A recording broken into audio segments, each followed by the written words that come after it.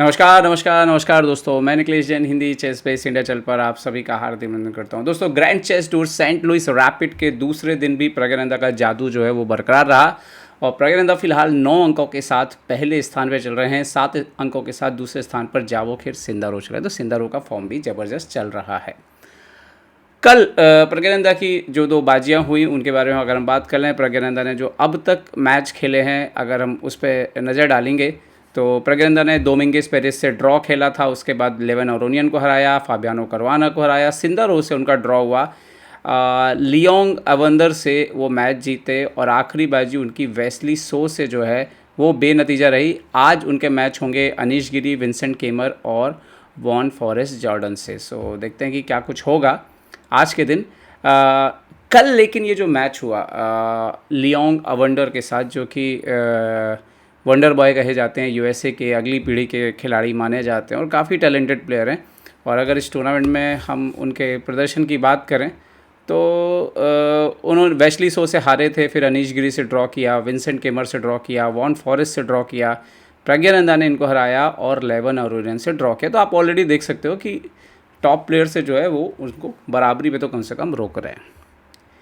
ये जो मैच है ये दिखाता है कि कैसे जब आप फॉर्म में आ जाते हो तो कैसे ख़तरनाक से ख़तरनाक स्थिति भी जो है आप कितनी आराम से हैंडल कर लेते हो।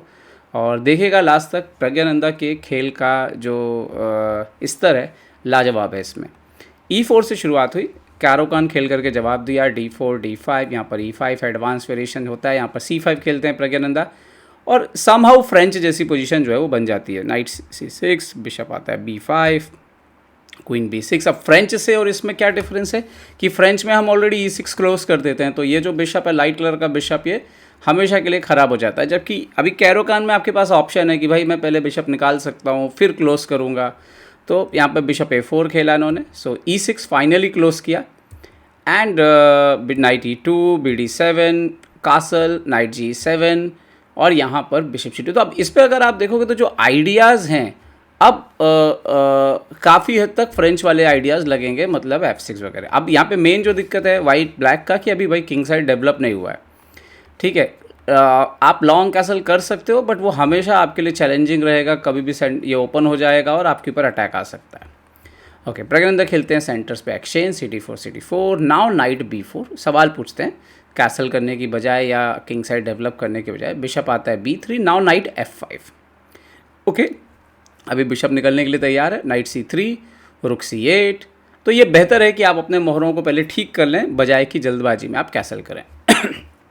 किंग यहाँ पर H1। अब लियोंग का बिल्कुल क्लियर इंडिकेशन है कि भाई मैं इधर से ना अटैक करने वाला हूँ आपके ऊपर।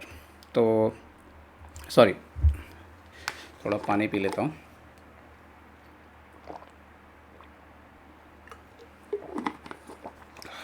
ओके, तो यहाँ पे G4 आ जाता है प्रज्ञानंदा। अब यहाँ से जो गेम में भाई आग लगने वाली है वो देखना, आपकी मोहरे कहाँ कहाँ फिकाने वाले हैं। Night H4। आप कहते हैं कि भाई कोने में घोड़ा काम करे थोड़ा, और knight on the ring, knight on the ring is sorry knight on the rim is dim. So but यहाँ पे ठीक है, अभी नाइट के पास वापसी का घर है, राजा के कुछ स्क्वायर कमज़ोर हुए हैं और अगर देखें तो वाइट पूरी तरीके से तैयार नहीं है आक्रमण करने के लिए क्योंकि मोहरे आपके ऑलमोस्ट अभी घर पर रखे हुए हैं। ओके, नाइट H4, उन्होंने नाइट को हटाया, क्वीन से सवाल पूछा, क्वीन जाता है A6। इसके बाद जो प्रज्ञानंदा की समझ है भाई, अब जैसे सच बताऊं तो अगर मैं खेल रहा हूँगा तो मैं ये मूव शायद मैं बड़ा मुश्किल से सोचूं, मैं तो सिंपल अंदर आऊँगा भाई क्योंकि ऑलरेडी मेरे को किंग साइड थोड़ा हिसाब किताब देखना है। ओके, क्वीन A6 खेला इन्होंने, खेला नाइट G3, बिशप E7 आता है, नाइट C3 जाता है, नाउ कासल कर लिया प्रज्ञानंदा ने। और जैसे कैसल करते हैं तो एक्चुअली जो मेन इशू है वाइट का अभी भी कि ये बिशप जैसे इधर होना चाहिए, ये अभी भी पीसेस रेडी नहीं है अटैक करने के लिए, और ये नाइट एक्चुअली में रोक रहा है ये स्क्वायर को। F4 यहाँ पर खेला इन्होंने और इसके बाद प्रज्ञानंदा के जो देखिए उन्होंने सबसे पहले F6 किया। और ये तो हम जानते हैं फ्रेंच में ये तो जाना पहचाना है स्टाइल की, आप जो है F6 से ब्रेक आपको देना ही पड़ेगा अगर अपोनेंट अटैक कर रहा है आपके पास। Okay, bishop F6। Okay, definitely G5 वगैरह आपको दिखता है लेकिन फ़िलहाल D4 पर अटैक है। तो बिशप E3, नाइट F5। अब बिशप नाइट B3 मार रहे हैं, इन्होंने खेला यहाँ पर F5। अच्छा यहाँ पे ना G5 वगैरह अगर कोई खेलेगा तो उतना काम नहीं करेगा, क्योंकि जैसे आप G5 खेलते हो बिशप तो E7 से बच जाएगा। अब ये नाइट F5 पे आ रहा है, सो F5 किया उन्होंने, पॉन इंटू F5। अब G5 खेला, बिशप E7 और बिशप इंटू D5 चेक आता है, किंग हटता है यहाँ पे हालांकि बिशप E6 ज़्यादा बेटर मूव था, एक्सचेंज कर लेना, क्योंकि आप देखो प्रज्ञानंदा के पास 5 पॉन है, अपोनेंट के पास 5 पॉन है, लेकिन उनका राजा बहुत कमज़ोर है और लाइट घर अगर कमज़ोर हो गए तो ये राजा बहुत एक्सपोज हो सकता है। तो किंग H8, क्वीन H5 आता है यहाँ पे, नाइट G6, बिशप जाता है G2 पर। और ये भी एक मिस्टेक थी यहाँ पर, जो सजेशन है इंजन का कि भाई ये नाइट को आप यहाँ से घुमा के यहाँ पे लेके आइए, बट रैपिड का गेम है, इतनी जल्दी तो सब कुछ दिख जाए इतना आसान है नहीं। जैसे बिशप हटाया, अब ये नाइट गेम में आता है, बिशप से सवाल, और रुके E1 पे तो खैर बिशप A5 आ गया। और उसके बाद सब जो उनका अटैक था, सबसे बड़ा था कि एक एक चीज़ को दबा के रखा है। बिशप पर नाइट का अटैक है, इस नाइट, अब ये नाइट भी हम एक्सचेंज करने के लिए तैयार हैं, ठीक है, तो अब बाकी सब प्रोटेक्टेड है। और यहाँ पर A2 D4, तो टारगेट बहुत सारे थे, तो उन्होंने B2 बचाया यहाँ पर। सो बट यहाँ पर जो मिस हो गया वो था night into B2, bishop B2 मारा तो बिशप C3, और ये सीधा सीधा जो है आप देखिए कि पॉन डाउन यहाँ पर हो चुके थे लियोंग अवंडर। रुक F2 खेला उन्होंने, सो नाउ क्वीन D6 आते हैं। इसके बाद भी कहानी ख़त्म नहीं हुई थी, जो एंड है ना वो बहुत ज़बरदस्त है। रुक F1 आए तो यहाँ पे बिशप B5 खेला, तो नाइट इंटू F5 मारा उन्होंने, तो प्रज्ञानंदा के क्वीन पर अटैक किया। प्रज्ञानंदा ने बोला क्वीन मार लो भाई, उन्होंने खेला बिशप इंटू F1।